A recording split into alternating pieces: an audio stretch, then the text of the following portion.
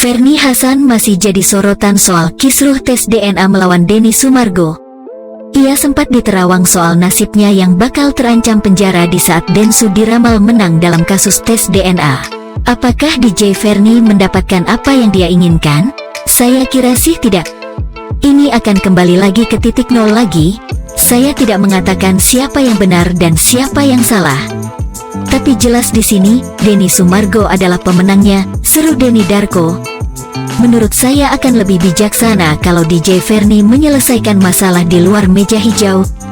Cara DJ Ferny untuk mengklaim kebenaran sesuai yang dia pikirkan, ini adalah jalan yang tidak tepat. Sangat mungkin ini akan menguburnya di jeruji besi nanti. Maka pikirkan baik-baik. Sementara itu, Ferny tampak lebih religius dan mengungkap doa menyambut bulan September.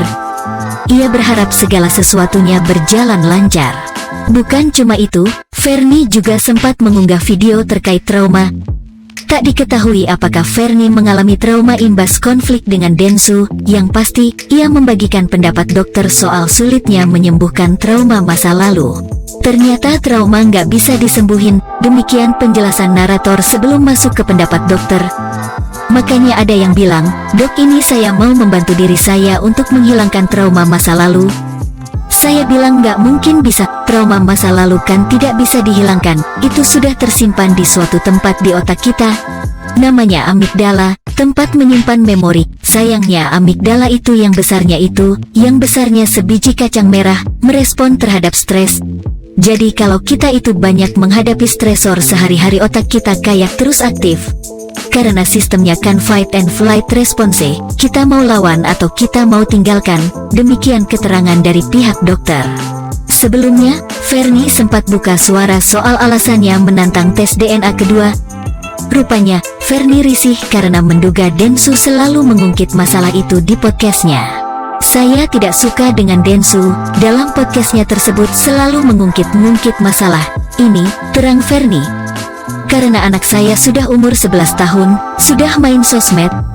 Sedangkan saya sebagai ibu yang susah membesarkan dia sambil kerja bahkan mengembalikan mental dia, dan itu terus-terusan diungkit. Orang yang tadinya tidak tahu menjadi tahu. Kalau misalnya netizen serangnya ke saya gak apa-apa, kalau ke anak saya gimana?" Namun, Densu langsung menyentil balik Ferny.